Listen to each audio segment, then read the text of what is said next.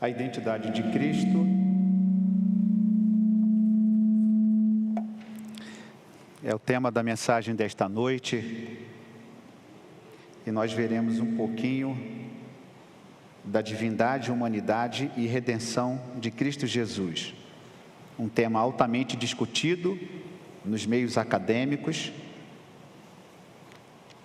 e não é de hoje que se discute a divindade e a humanidade de Cristo. Estarei apresentando para os irmãos algumas questões neste sentido, mostrando-nos a identidade de Cristo conforme a Bíblia nos apresenta. E para isto eu gostaria que você abrisse a sua Bíblia, Colossenses no capítulo de número 2, faremos a leitura do verso 6 ao verso 15. Colossenses, no capítulo de número 2, os versos 6, do verso 6 ao verso 15. Ora, como recebestes Cristo Jesus, o Senhor, assim andai nele, radicados e edificados e confirmados na fé, tal como fostes instruídos, crescendo em ações de graças. Cuidado que ninguém vos venha a enredar com sua filosofia e vãs sutilezas, conforme a tradição dos homens, conforme os rudimentos do mundo, e não segundo Cristo, porquanto nele habita corporalmente toda a plenitude da divindade. Também nele estáis aperfeiçoados. Ele é o cabeça de todo principado e potestade.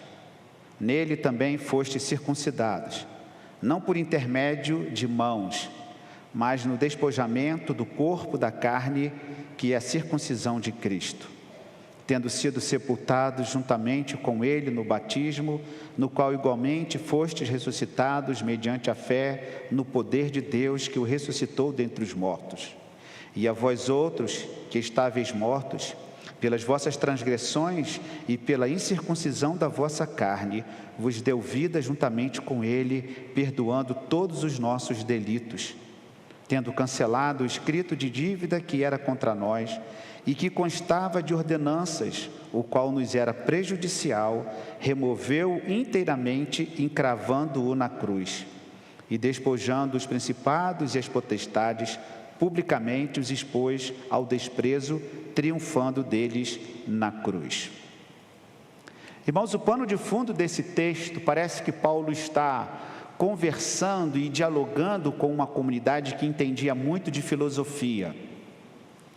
O cenário aqui é um cenário de perguntas e respostas, questões filosóficas próprio dos gregos, e isso é trazido para o meio judaico, consequentemente levado à comunidade cristã. Perguntas que temos hoje, já naquela época já se faziam aqueles que lá conviviam com Cristo, com os discípulos, e com a morte deles, naturalmente muitas dúvidas continuavam na mente daqueles que iam ouvindo falar da boa nova de salvação. A verdade é que Jesus, ele é e ele representa para muitas pessoas uma figura muito polêmica. E alguns inclusive duvidam da sua existência, mas hoje não há dúvida alguma com relação a vinda de Jesus em carne. A arqueologia está aí para provar que Jesus veio, existiu, andou na Galileia e realizou seus milagres. Isto é incontestável. Se alguém não entende desta forma, ou alguém nega isso, nega a própria história. E deveria estudar a arqueologia e a história, inclusive a palavra de Deus, para perceber a realidade da presença de Jesus Cristo. E dentro desta comunidade, vamos dizer assim, filosófica, Paulo está respondendo algumas questões àqueles que gostavam muito de perguntar. E perguntar é importante. Duvidar faz parte do processo, principalmente quando se fala a respeito das nossas questões de fé. Alguns precisam ver para crer, alguns precisam tocar, outros não precisam. Outros não têm a necessidade de tocar ou de ser tocado por Deus de uma maneira extraordinária, porque a fé já é suficiente para crer. Há pessoas que dizem assim: eu não tenho dificuldade nenhuma de acreditar em Jesus, o Jesus histórico. Outras pessoas possuem dúvidas.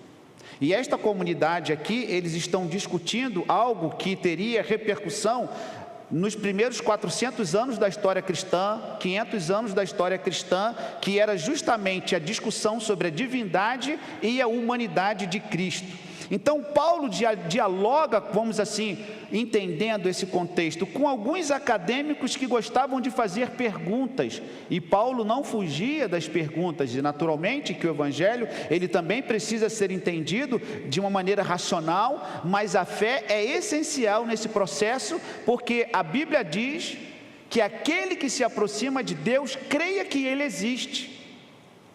É fundamental para a nossa vida, é fundamental para o nosso progresso espiritual, encarar a realidade espiritual com fé, com crença, com firmeza.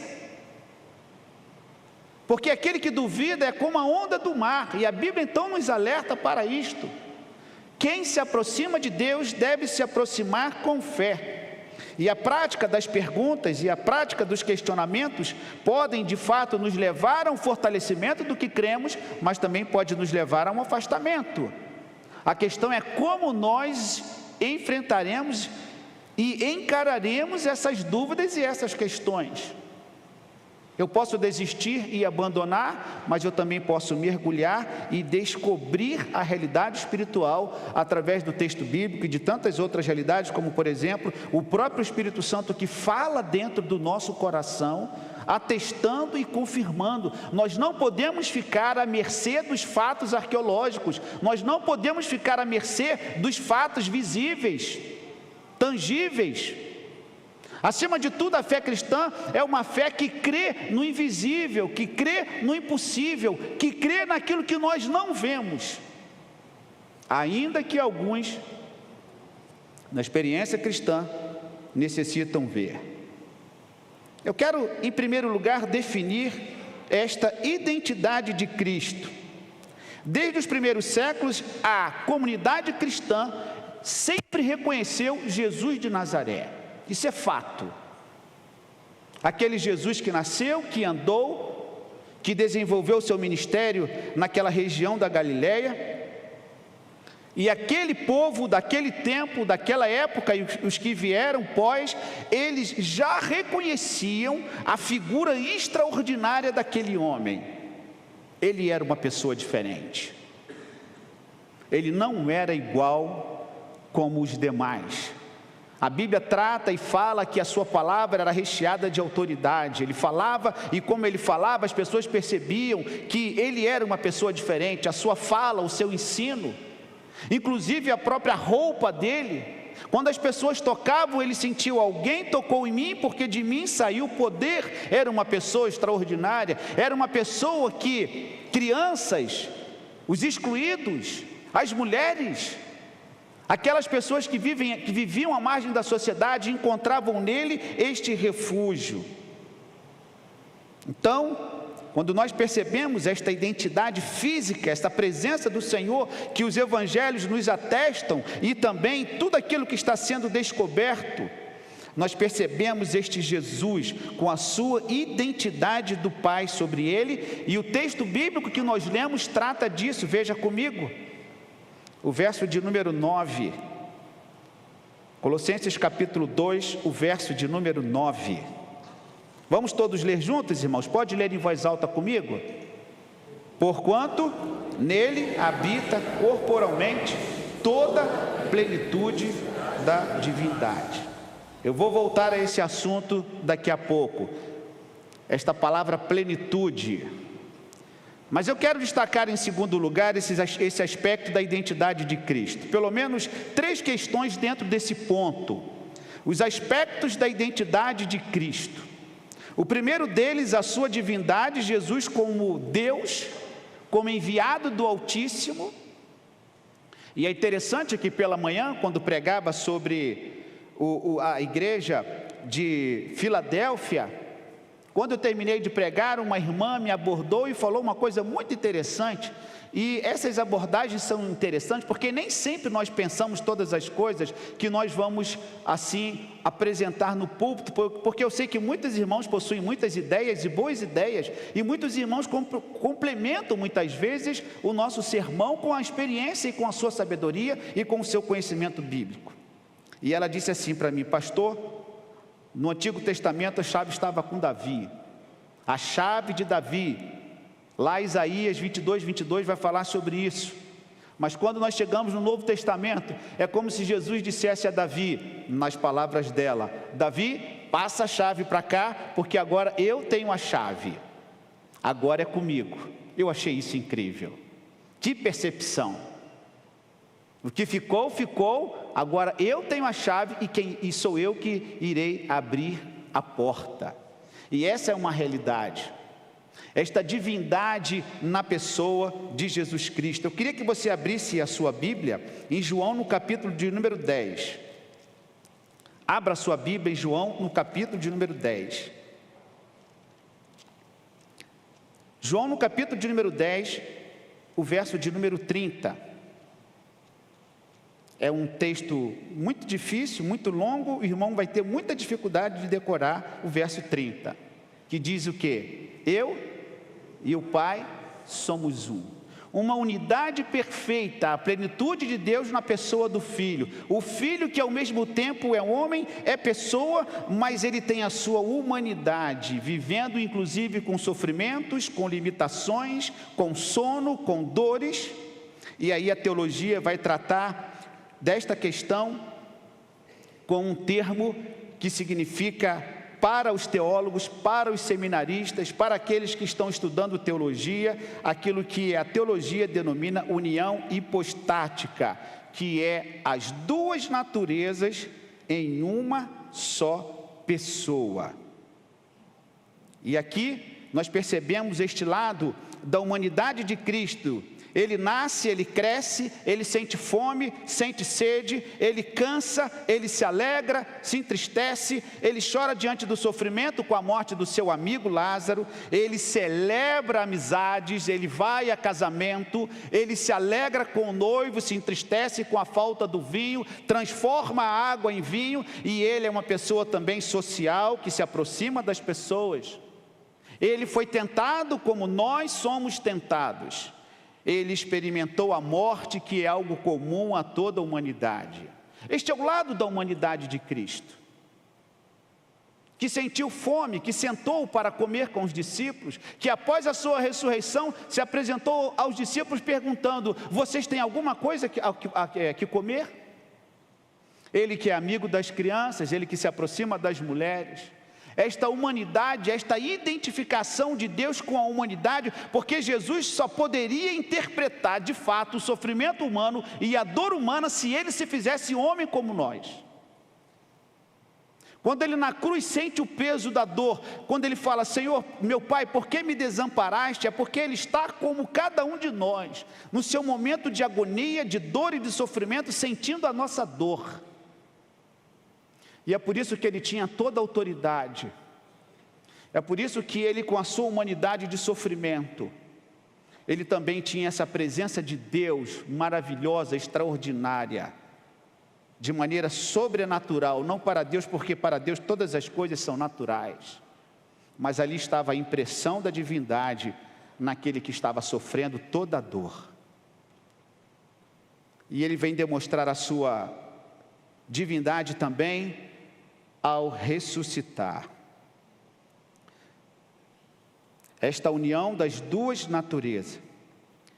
Mas voltemos ao texto bíblico, irmãos, porque eu quero me deter um pouco no verso de número 9, que nós acabamos de ler, porque nele habita corporalmente toda a plenitude da divindade. O que significa isso exatamente? O texto é um texto muito rico, ele trata de muitas coisas, ele dá alguns conselhos, ele orienta aos crentes em algumas práticas, mas no verso de número 9 é o tema central e talvez seja a síntese daquilo que eu estou abordando com os irmãos, que trata da identidade de Cristo. No último domingo eu falei sobre a identidade dada por Deus a cada um de nós, que nós fomos criados à imagem e semelhança de Deus. Esta semelhança, esta imagem foi afetada pelo pecado, mas ela não deixou de continuar sendo a imagem e semelhança de Deus. Apresentei no domingo passado Cristo como aquele que reconcilia o homem a Deus, aquele que desfaz a inimizade, e o próprio texto aqui nos mostra a respeito disso, e daqui a pouco eu voltarei a ele, os versos de número 13 e 14. Mas eu quero me deter nesse verso sobre a identidade de Cristo. Quem é este que desfez as inimizades entre o homem e Deus? Quem é este, ou quem foi este que reconciliou o ser humano do seu pecado, do seu distanciamento de Deus, daquele que estava banido da presença de Deus? Quem é este, ou quem foi este que veio em carne e se apresentou diante do Pai, diante das pessoas, para nos resgatar? Estas perguntas foram feitas lá muito tempo, na época de Cristo, quando Ele morre, quando Ele ressuscita, e essas perguntas até hoje elas são feitas. Quem é esse Jesus? O que Ele fez de tão importante assim? Por que se devotam tanto a Ele? Perguntas que foram feitas, e que ainda hoje algumas perguntas são feitas, uma pergunta bem antiga, remontando o início da história do Novo Testamento, da era cristã, perguntas com relação às nossas crenças, às nossas tradições, o divino, o sagrado, situações que permeiam todo esse contexto do cristianismo apresentado por Cristo. Muitas perguntas sobre a pessoa de Cristo e muitas respostas. Os irmãos conhecem músicas que falam sobre isso. Alguém pensa que Jesus foi um mestre, um professor, e de fato foi. Outros irão entender como um espírito iluminado, outros como um profeta, outros como um espírito encarnado. Mas nesse texto nós encontramos aquele que possui a plenitude de Deus. O Deus encarnado, o Deus que se fez carne entre nós. E este verso, ele vai além destas concepções que as pessoas possuem a respeito de Cristo. E o próprio Jesus fez este questionamento com os seus discípulos. Quem as pessoas pensam que eu sou? Ah, é um profeta, é Jeremias, é Elias. E Pedro então chega para o Senhor e diz: Tu és o Deus, o Filho do Deus Altíssimo. Tu és o Cristo, o Filho do Deus Altíssimo. A palavra do Senhor nos mostra esta qualidade divina do Senhor Jesus. Aprove Deus que nele habitasse toda a plenitude do Senhor. E Paulo então nos apresenta exatamente isto nesse texto. Por que os cristãos não aceitam o variado cardápio? Por que os cristãos muitas vezes não comungam com algumas doutrinas? Por que os cristãos muitas vezes não comungam com algumas religiões? Por que muitas vezes os cristãos são de alguma forma radical no bom sentido, não no sentido fundamentalista, mas no sentido de não abrir mão da sua fé? Por conta daquilo que Jesus representa para o crente, para o fiel. Por conta daquilo que a palavra de Deus nos mostra a respeito dele. Ora, eu posso dizer, Jesus é meu amigo, sim. Existem muitos cânticos que falam a respeito disso. Eu posso dizer, sim, Jesus é o meu mestre, rabi, Jesus é o meu professor, Jesus é o meu pedagogo, é o meu direcionador, Jesus é o meu psicólogo. Eu posso falar a respeito disso. Jesus é aquele que anda comigo. Alguns vão entender que ele é um espírito iluminado, e era muito iluminado mesmo. A sua iluminação contagiava todas as pessoas. Mas a fé cristã, ela não flerta com o sincretismo, com as combinações e mesclas das mais variadas religiões e seitas existentes no mundo. Não sou eu quem está falando isso. É a palavra do Senhor. É a palavra de Deus. E quando nós cremos em Cristo, então não é aquilo que eu penso e não é aquilo que eu acho, como discípulo de Cristo, eu tenho que tomar a minha cruz e segui-lo. E como o apóstolo Paulo, eu disse no início, ele falava talvez para uma comunidade de acadêmicos, de filósofos, de questionadores, de muitas pessoas. Ainda hoje há perguntas das mais variadas, mas a palavra do Senhor continua a mesma. Abra aí a sua Bíblia, você que estava com a Bíblia aberta, em João, no capítulo 10, vá para o capítulo de número 1, volte algumas páginas aí, João capítulo 1, verso de número 13. João capítulo 1, verso de número 13. Nós encontramos aqui os quais não nasceram do sangue, nem da vontade da carne, nem da vontade do homem, mas de Deus. E o Verbo se fez carne e habitou entre nós, cheio de graça e de verdade, e vimos a sua glória, glória como unigênito do Pai. E aí veja o verso de número 18, do mesmo capítulo 1. Ninguém jamais viu a Deus, o Deus unigênito, que está no seio do Pai, é quem o revelou. Ou seja, Jesus revela o Pai. Ou seja, Jesus revela o céu. Volte para o livro de Colossenses, meu irmão.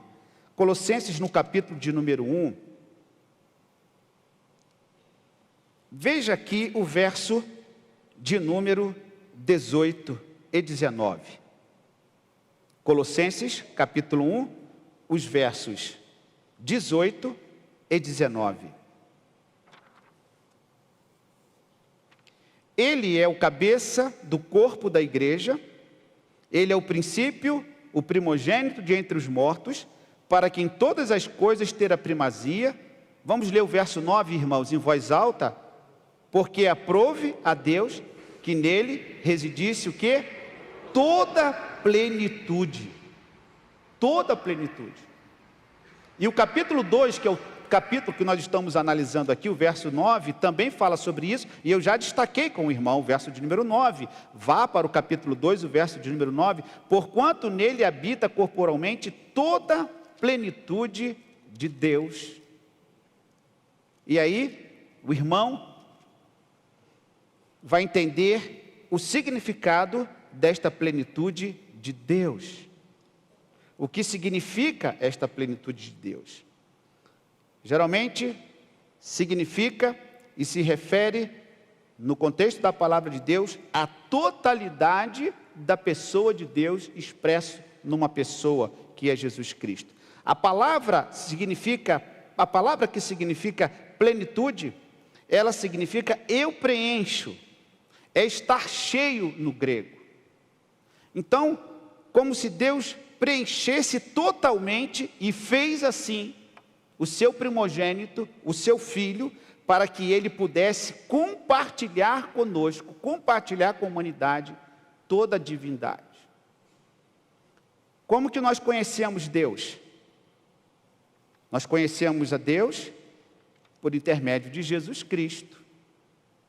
Por isso que crer em Jesus Cristo é essencial, fundamental, indispensável para a fé cristã. Como você pode dizer que você conhece a Deus se você não conhece aquela pessoa que está repleta da divindade? Ninguém jamais viu a Deus, eu li o texto bíblico aqui, e Deus se revela na pessoa de Jesus Cristo.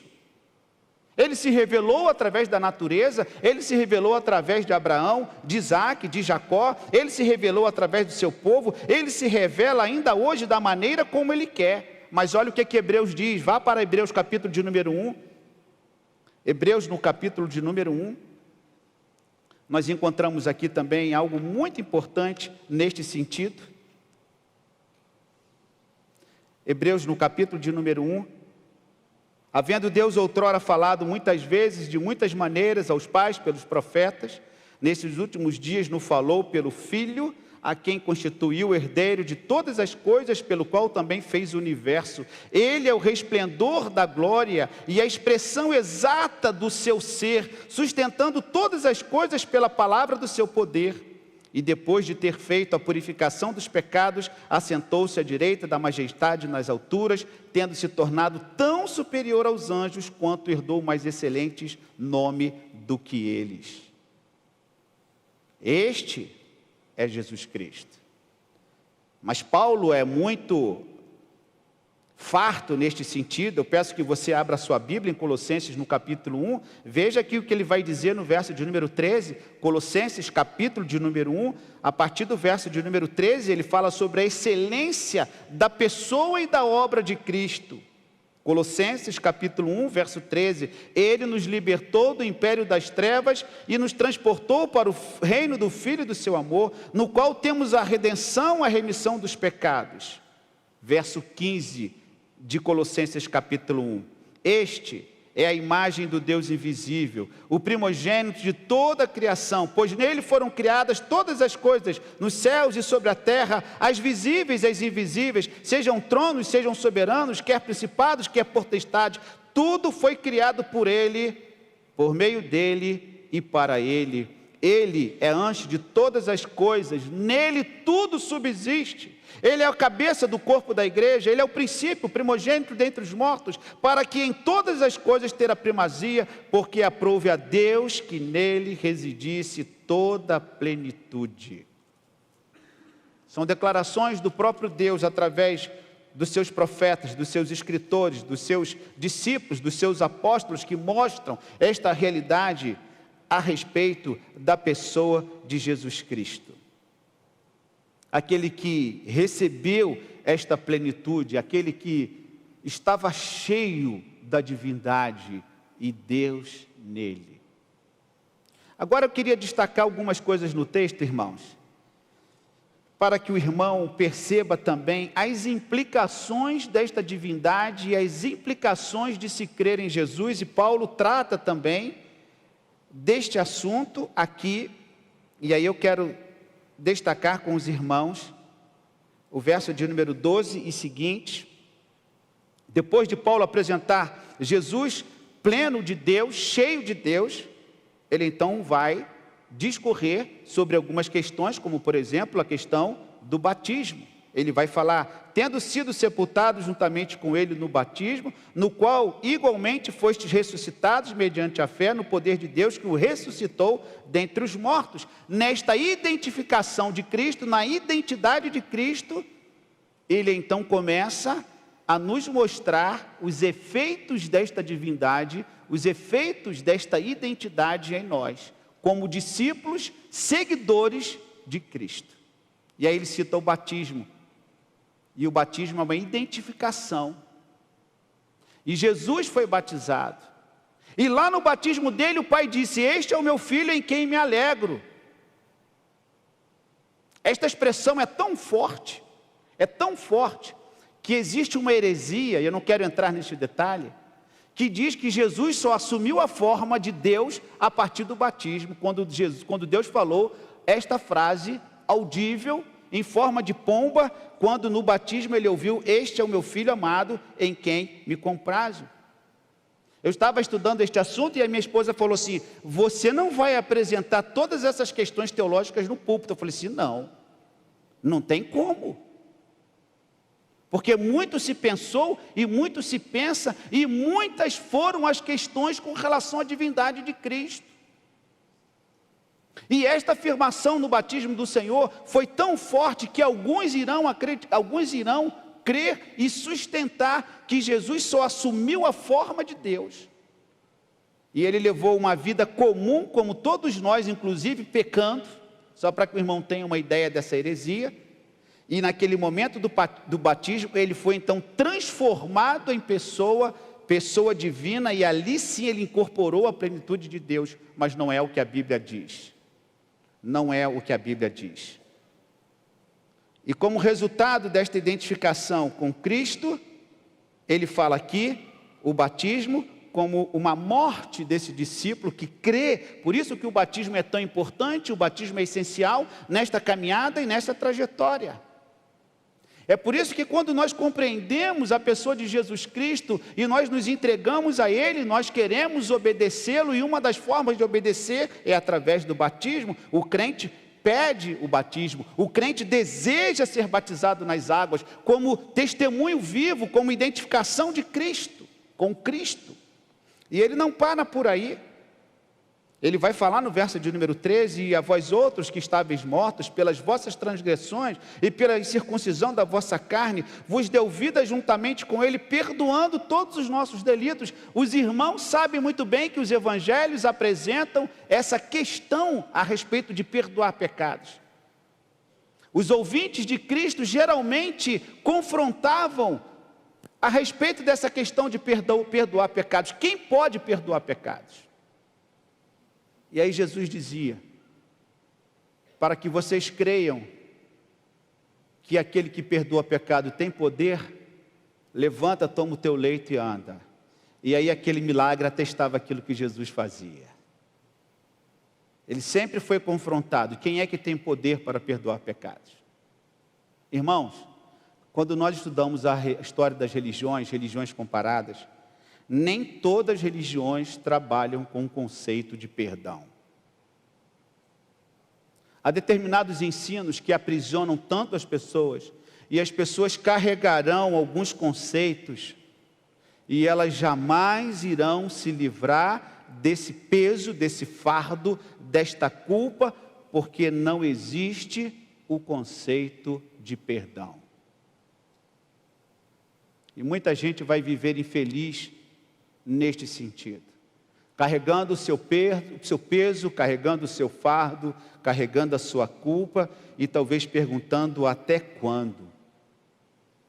Esse Jesus que tem poder para perdoar pecados, esse Jesus que tem poder para curar, diz aqui o texto bíblico, que Ele nos deu vida, perdoando todos os nossos delitos. Quem é que tem poder para perdoar pecados? Se não estiver na plenitude de Deus, se não for cheio desse pleroma, que é no grego este enchimento, esse pleroma, este enchimento, esta súmula total dos poderes do Senhor, esta totalidade da atividade salvífica na pessoa de Jesus Cristo.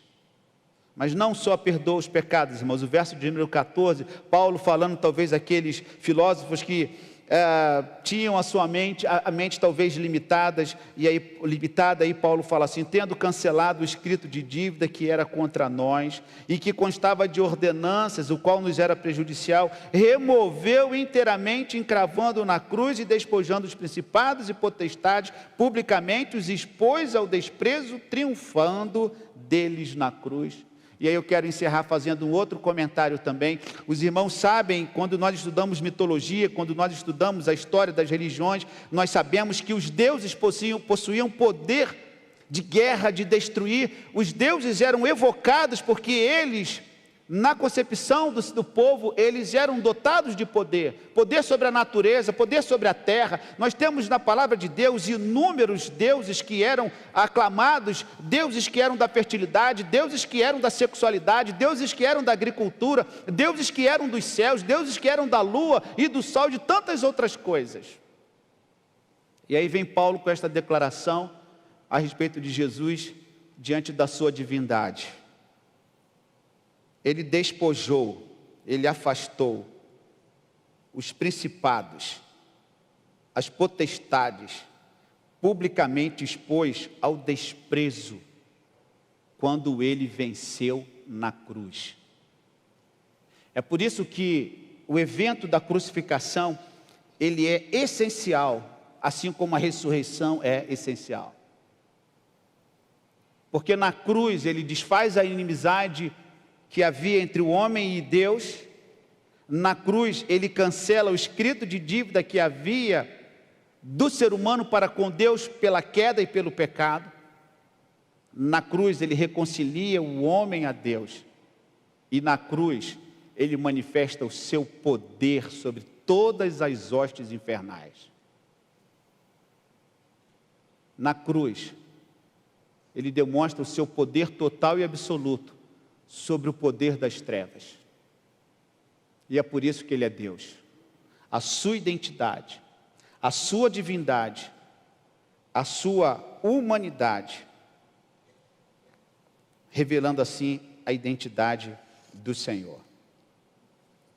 Eu teria muitas coisas aqui para apresentar aos irmãos a respeito das dúvidas que pairaram no decorrer dos primeiros 4 séculos da história cristã, dúvidas a respeito da pessoa de Cristo, só a título para que o irmão entenda um pouco, porque esse debate a respeito da divindade e humanidade de Cristo, esta união hipostática, ela vem lá do 2º, do 3º século, com relação a algumas heresias. Os estudantes de teologia sabem exatamente o que eu vou falar, o conflito ariano, lá no século IV, com Ário, que provocou, com a sua heresia, problemas, levando o concílio de Nicéia em 325, fazendo algumas declarações. Depois a heresia nestoriana também, no século V, patriarca de Constantinopla, que ensinava que Jesus Cristo possuía 2 pessoas separadas. Ele era uma pessoa que tinha 2 pessoas dentro dele. Essa visão foi rejeitada no concílio de Éfeso. Mas depois de tantas controvérsias, o concílio de Calcedônia, em 451, formulou o dogma da união hipostática em termos claros, que assim diz: Jesus Cristo é a única pessoa com 2 naturezas, sem confusão, sem mudança, sem divisão e sem separação. E assim, o concílio de Calcedônia, realizado no dia 8 de outubro, de 1º de novembro do ano de 451, um marco importante na definição da doutrina cristã sobre a natureza de Cristo, afirmando que ele possui 2 naturezas, a divina e a humana, unidas em uma só pessoa. E aí você me pergunta, houve concordância total, sim ou não? O que você acha? Todos concordaram com isso? Não, as controvérsias continuaram. Mas a igreja selou esse ponto e nós, como igreja protestante, continuamos neste sentido, crendo que Jesus, nesta união, ele possui a divindade e a humanidade em si. O concílio de Calcedônia foi convocado pelo imperador bizantino Marciano, ocorrendo na cidade de Calcedônia, próxima a Constantinopla, na Turquia.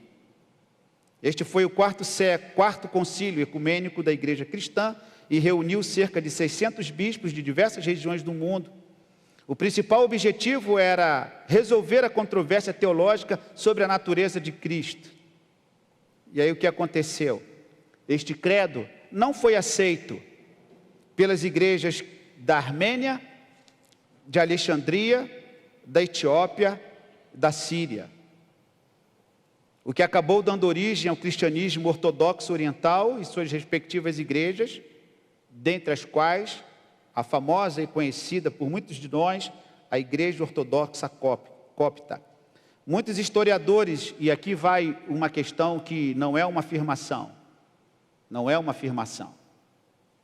muitos historiadores acreditam que os cismas e os conflitos decorrentes da não observância do concílio de Calcedônia por milhões de fiéis, os quais nunca foram resolvidos, não estou afirmando, irmãos, facilitaram a conquista das províncias orientais do Egito e da Síria pela expansão islâmica no século VII, depois de Cristo. Se esta percepção foi verdade, a igreja se fragilizou com as heresias, a igreja se dividiu, permitindo a expansão da fé islâmica com uma igreja fragilizada. E aí eu concluo trazendo estas questões para cada um de nós. Como a identidade de Cristo influencia a nossa fé, a sua fé?